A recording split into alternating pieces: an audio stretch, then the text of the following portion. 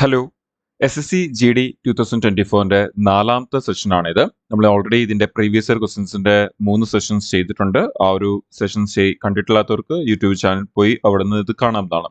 നമ്മൾ ഈ സെഷനിൽ ഡിസ്കസ് ചെയ്യാൻ പോകുന്നത് remaining SSC GD previous year questions ആണ് നമ്മൾ ഡിസ്കസ് ചെയ്യാൻ പോകുന്നത്. സോ ഡയറക്റ്റ്ലി തന്നെ നമുക്ക് ക്വസ്റ്റ്യൻസിലേക്ക് മൂവ് ചെയ്യാം.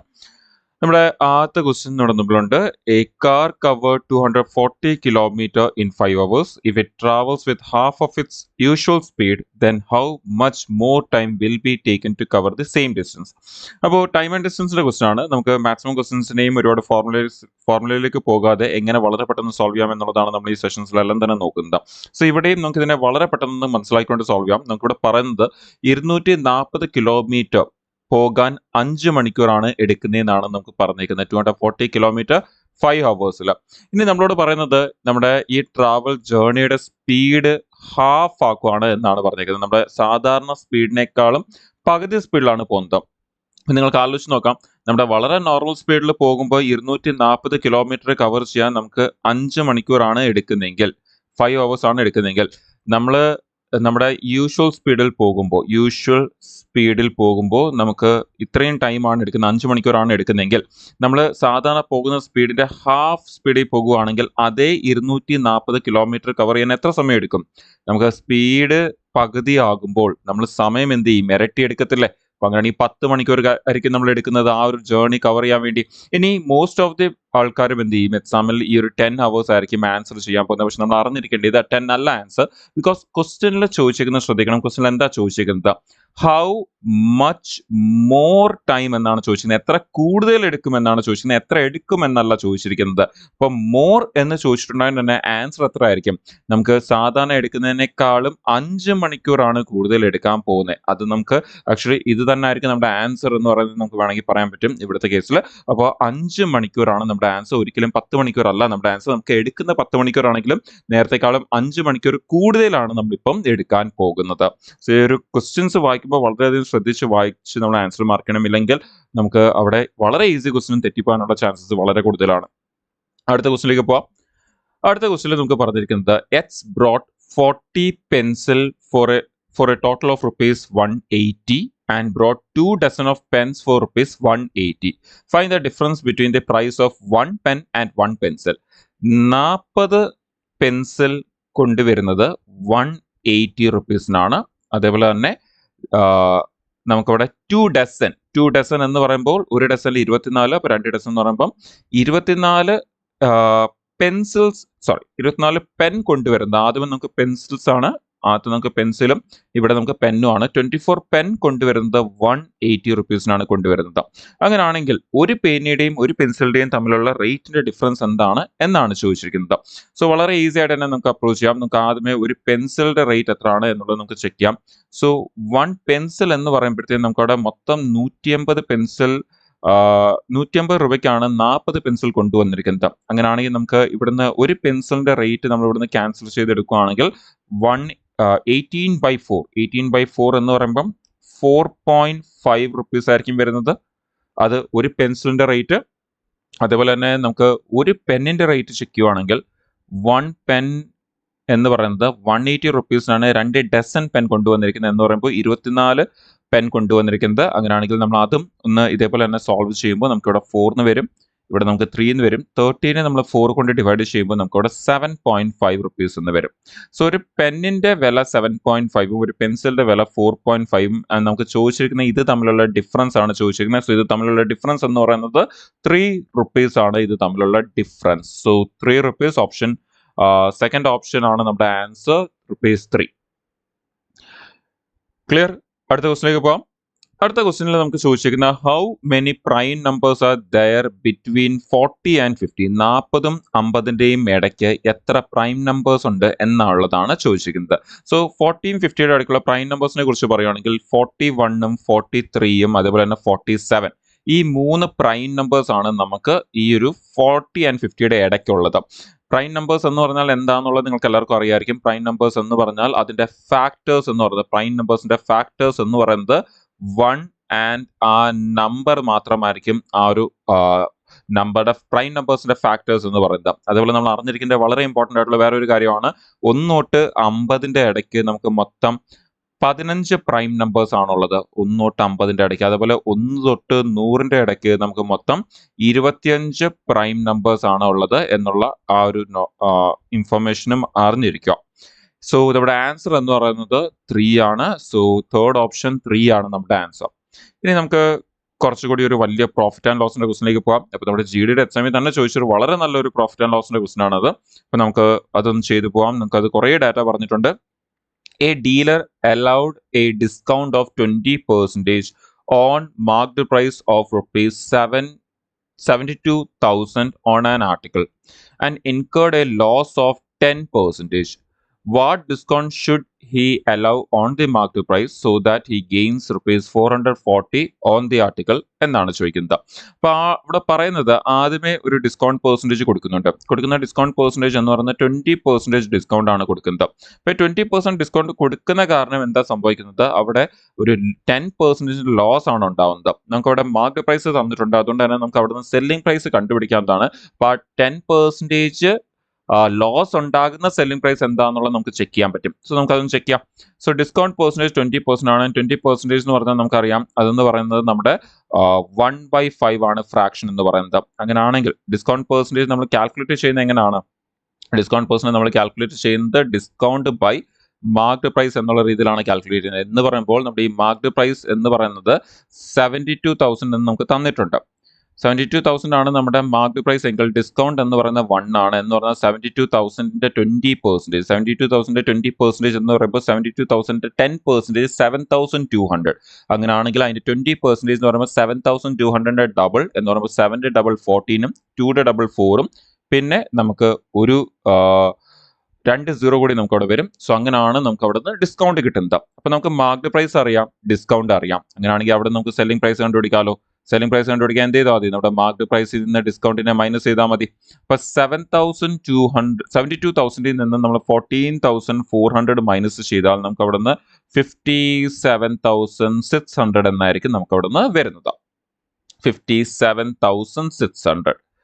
സോ അവിടെ നമുക്ക് ആദ്യം നമ്മൾ 72ൽ നിന്ന് ഒരു 10 മൈനസ് ചെയ്താൽ നമുക്ക് അവിടെ നിന്ന് 62 എന്ന് വരും. 62 നിന്ന് ഒരു 4 കൂടി മൈനസ് ചെയ്താൽ നമുക്ക് 58 എന്ന് വരും. 58ൽ നിന്ന് നമ്മളൊരു 400 കൂടി മൈനസ് ചെയ്യുമ്പോഴത്തേക്ക് നമുക്ക് 57,600 എന്ന് വരും. സോ നമുക്ക് സെല്ലിംഗ് പ്രൈസ് അറിയാം, മാർക്കറ്റ് പ്രൈസ് അറിയാം, ഡിസ്കൗണ്ട് അറിയാം. ഇനി ക്വസ്റ്റനിൽ ചോദിക്കുന്നത് അപ്പൊ ആ 10% ലോസിൽ വിറ്റ സെല്ലിംഗ് പ്രൈസ് ആണ് അതെന്ന് പറയുന്നത്. നമ്മുടെ ഈ ലോസ് ഓഫ് 10% ക്രിയേറ്റ് ചെയ്യുന്ന സെല്ലിംഗ് പ്രൈസ് ആണ് നമ്മുടെ ഈ പറയുന്ന 57,600 എന്ന് പറയുന്നത്. ഇനി ക്വസ്റ്റനിൽ നമുക്ക് പറയുന്നത് നമുക്ക് ഈ ഒരു ആർട്ടിക്കിളുടെ മാർക്കറ്റ് പ്രൈസിന്റെ മേളിൽ എത്ര ഡിസ്കൗണ്ട് കൊടുത്താൽ നമുക്ക് 440 റുപ്പീസ് പ്രോഫിറ്റ് കിട്ടണം എന്നാണ് പറയുന്നത്. അപ്പോൾ പ്രോഫിറ്റിനെ കുറിച്ച് നമുക്ക് ചെക്ക് ചെയ്യണമെങ്കിൽ ഡെഫിനറ്റ്ലി നമുക്ക് എന്ത് വേണം, കോസ്റ്റ് പ്രൈസ് വേണം. അപ്പോൾ നമുക്ക് സെല്ലിംഗ് പ്രൈസ് അറിയാം, നമുക്ക് ലോസിന്റെ പെർസെൻറ്റേജ് അറിയാം. അങ്ങനെയാണെങ്കിൽ അവിടെ നിന്ന് നമുക്ക് ആ ഒരു ഡിസ്കൗണ്ടിന്റെ ആ ഒരു വാല്യൂ നമുക്ക് കണ്ടുപിടിക്കാൻ പറ്റും. അപ്പൊ നമുക്ക് ഇപ്പം ഇവിടെ അറിയാവുന്ന സെല്ലിംഗ് പ്രൈസ് എന്ന് പറയുന്നത് 67,600 ആയിരുന്നു സെല്ലിംഗ് പ്രൈസ്. അത് കാരണമാണ് ഈ ലോസ് ഉണ്ടായത്. അങ്ങനെയാണെങ്കിൽ നമുക്ക് ഇവിടുത്തെ കോസ്റ്റ് പ്രൈസ് എന്താണെന്നുള്ളത് ചെക്ക് ചെയ്യാം. സോ സെല്ലിംഗ് പ്രൈസ് അറിയാം, കോസ്റ്റ് പ്രൈസ് ചെക്ക് ചെയ്യണം. നമ്മുടെ ലോസ് എന്ന് പറയുന്ന 10% ആണ് എന്ന് നമുക്ക് പറഞ്ഞിട്ടുണ്ട്. അപ്പൊ ലോസ് എന്ന് പറയുന്ന 10% ആണെങ്കിൽ നമ്മുടെ ഈ ഒരു കോസ്റ്റ് പ്രൈസും സെല്ലിംഗ് പ്രൈസും തമ്മിലുള്ള റിലേഷൻ എടുക്കുകയാണെങ്കിൽ നമുക്കറിയാം നമ്മുടെ കോസ്റ്റ് പ്രൈസ് എന്ന് പറയുന്നത് 100 ആണെങ്കിൽ നമ്മുടെ സെല്ലിംഗ് പ്രൈസ് ലോസ് ആയതുകൊണ്ട് തന്നെ എത്ര ആയിരിക്കും, 90 ആയിരിക്കും, 10 കുറയും. അപ്പൊ അങ്ങനെയാണെങ്കിൽ ഇവിടെ നിന്ന് നമുക്ക് ആ റേഷ്യോ വരുന്നത് 9:10 എന്നുള്ള റേഷ്യോ ആണ് നമുക്ക് കിട്ടുന്നത്. അപ്പൊ 9:10 എന്നുള്ള ഈ ഒരു റേഷ്യോ നിന്ന് നമുക്ക് ഈ ഒരു വാല്യൂസ് കണ്ടുപിടിക്കാം. നമുക്ക് സെല്ലിംഗ് പ്രൈസ് ഈ 9 എന്ന് പറയുന്നതാണ് നമുക്ക് 57,600 എന്ന് പറയുന്നത്. അങ്ങനെയാണെങ്കിൽ 10 എത്രയാണെന്ന് കണ്ടുപിടിച്ചാൽ നമുക്ക് ആൻസർ കിട്ടും. സോ നമുക്ക് ഈ 57,600നെ 9 കൊണ്ടൊന്ന് ഡിവൈഡ് ചെയ്താൽ നമുക്ക് 57ൽ 6 times 9 പോകും. ദെൻ റിമൈൻഡർ 3, 36ൽ 4 times പോകും. പിന്നെ നമുക്കവിടെ 2 zeros ഉണ്ട്. അതുകൂടാതെ ഈ 10ന്റെ 0 കൂടി വരുമ്പോൾ നമുക്ക് 64,000 ആണ് നമ്മുടെ കോസ്റ്റ് പ്രൈസ് എന്ന് പറയുന്നത്. സോ കോസ്റ്റ് പ്രൈസ് നമുക്കറിയാം, നമ്മുടെ നേരത്തെ സെല്ലിംഗ് പ്രൈസ് നമുക്ക് ആവശ്യമില്ല, ബട്ട് സ്റ്റിൽ നമുക്ക് ആ സെല്ലിംഗ് പ്രൈസ് നമുക്ക് അറിയാം.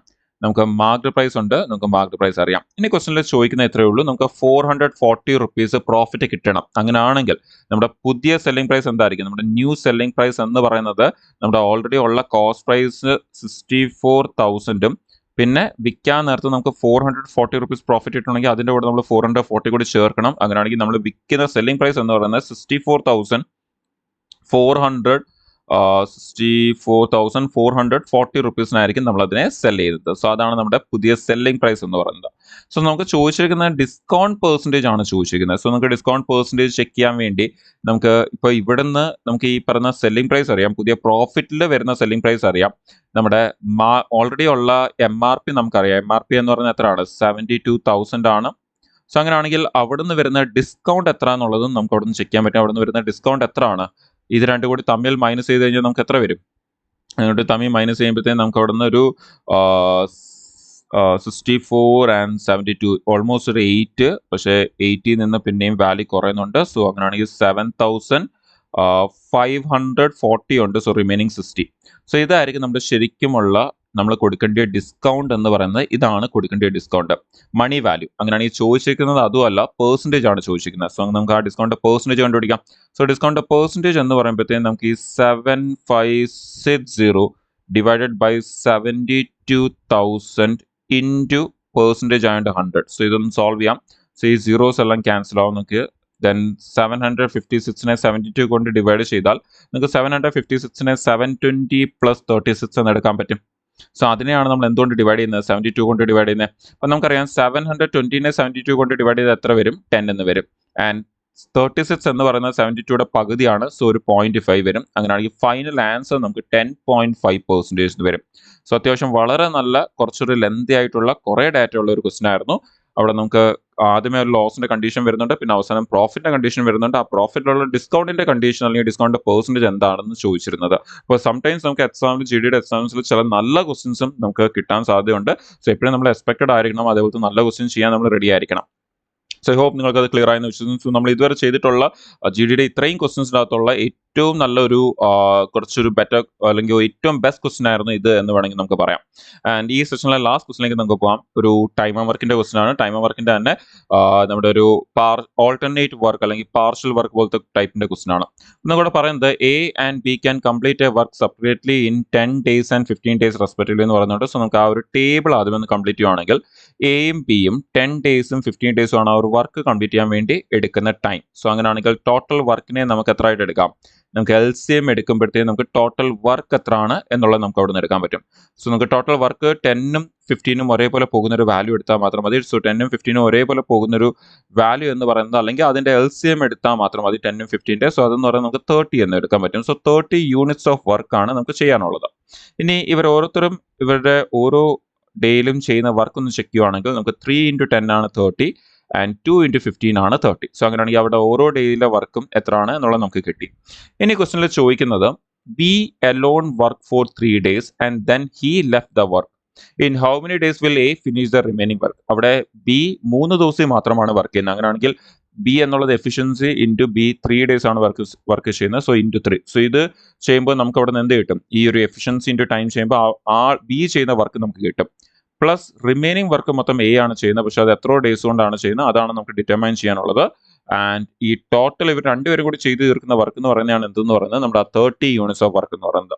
അങ്ങനെയാണെങ്കിൽ നമുക്ക് ആ എഫിഷ്യൻസിയുടെ വാല്യൂസിനെ അങ്ങോട്ട് സബ്സ്റ്റിറ്റ്യൂട്ട് ചെയ്യുകയാണെങ്കിൽ നമ്മുടെ ബിയുടെ എഫിഷ്യൻസിയുടെ വാല്യൂ എന്ന് പറയുന്നത് 2 ആണ്. സോ 2 × 3 പ്ലസ് നമുക്ക് അവിടെ എയുടെ എഫിഷ്യൻസി എന്ന് പറയുന്നത് 3 ആണ്. സോ 3 × H ഈക്വൽ ടു 30 ആണ്. സോ നമുക്ക് ഇവിടുന്ന് 3s എല്ലാം ഒന്ന് ക്യാൻസൽ ചെയ്യുവാണെങ്കിൽ നമുക്ക് ഇവിടെ 10 എന്ന് വരും. സോ 2 + H ഈക്വൽ ടു 10 ആണ്. And the value of H or the time taken by A എന്ന് പറയുന്നത് 8 ഡേയ്സ് ആണ്. സോ 8 ഡേയ്സ് കൊണ്ടാണ് B പോയതിനു ശേഷം A റിമൈനിങ് വർക്ക് എല്ലാം തന്നെ കംപ്ലീറ്റ് ചെയ്യുന്നത്. സോ ഓപ്ഷൻസിലേക്ക് വന്നു കഴിഞ്ഞാൽ തേർഡ് ഓപ്ഷൻ 8 ആണ് നമ്മുടെ ആൻസർ, 8 ഡേയ്സ്. സോ ഈ ഒരു സെഷനിൽ നമ്മൾ അടുത്തൊരു GDയുടെ 5 ക്വസ്റ്റ്യൻസ് ആണ് കംപ്ലീറ്റ് ചെയ്തത്. സോ ഐ ഹോപ്പ് നിങ്ങൾക്ക് ആ ഒരു ക്വസ്റ്റ്യൻസ് എല്ലാം ചെയ്ത മെത്തേഡ്സ് എല്ലാം ക്ലിയർ ആയെന്ന് വിശ്വസിക്കുന്നു. ചില വളരെ ഈസി ക്വസ്റ്റ്യൻസും ഉണ്ടായിരുന്നു, അതേപോലെ തന്നെ വളരെയധികം സമയം എടുക്കുന്ന 1-2 ക്വസ്റ്റ്യൻസും ഉണ്ടായിരുന്നു. അപ്പോൾ നമ്മുടെ ഈ ഒരു നമ്മൾ നോക്കിക്കൊണ്ടിരുന്ന ആ ഒരു എക്സാമിൻ്റെ ഷിഫ്റ്റിലാണ്. അപ്പോൾ നമ്മൾ ഓൾറെഡി കുറേ ക്വസ്റ്റ്യൻസ് കംപ്ലീറ്റ് ചെയ്തു. ഇനി വരുന്ന ദിവസങ്ങളിലും നമ്മൾ ഇതിൻ്റെ റിമൈനിങ് GDയുടെ മാക്സിമം ക്വസ്റ്റ്യൻസ് നമ്മൾ ഇവിടെ തന്നെ ഡിസ്കസ് ചെയ്യുന്നതായിരിക്കും. സോ കറക്റ്റായിട്ട് ഫോളോ ചെയ്തുകൊണ്ടിരിക്കും. അതുപോലെ തന്നെ നമ്മൾ SSC, CGL, NTPCയുടെ ഒക്കെ ക്വസ്റ്റ്യൻസ്, റെയിൽവേയുടെ എക്സാംസിൻ്റെ എല്ലാ ക്വസ്റ്റ്യൻസും നമുക്ക് നമ്മൾ ഡിസ്കസ് ചെയ്യുന്നതായിരിക്കും. സോ ഡെഫിനറ്റ്ലി ചാനൽ ഫോളോ ചെയ്തുകൊണ്ടേ ഇരിക്കുക, സബ്സ്ക്രൈബ് ചെയ്ത് വെക്കുക. സോ ദാറ്റ് ഈ ഒരു ക്വസ്റ്റ്യൻസ് ഡിസ്കഷൻസ് ഒക്കെ പോകുമ്പോൾ തന്നെ നിങ്ങൾക്ക് അവിടെ തന്നെ നിങ്ങൾക്ക് ജോയിൻ ചെയ്തുകൊണ്ട് നിങ്ങളുടെ പ്രാക്ടീസ് കൊണ്ടുപോകാനും ചെയ്യാനും ഡിസ്കസ് ചെയ്യാനും. അതുപോലെ തന്നെ നിങ്ങൾക്ക് ഏതെങ്കിലും എക്സാംസ് ISR DRDO അങ്ങനെ ഏതെങ്കിലും എക്സാംസിന്റെ പ്രീവിയസ് ക്വസ്റ്റിന്റെ ഡിസ്കഷൻസ് വേണമെങ്കിൽ നിങ്ങൾക്ക് അതും കമന്റ് ചെയ്യാവുന്നതാണ്. ഡെഫിനറ്റ്ലി അതിന്റെയും സെഷൻസ് കൊണ്ടുവരുന്നതായിരിക്കും. സോ ചാനൽ ലൈക്ക് ചെയ്യുക, ഫോളോ ചെയ്തുകൊണ്ടേയിരിക്കുക, നിങ്ങളുടെ പ്രാക്ടീസ് കൊണ്ടുപോയിക്കൊണ്ടേയിരിക്കുക. All the very best. നമുക്ക് നെക്സ്റ്റ് സെഷനിൽ വീണ്ടും മീറ്റ് ചെയ്യാം. Thank U.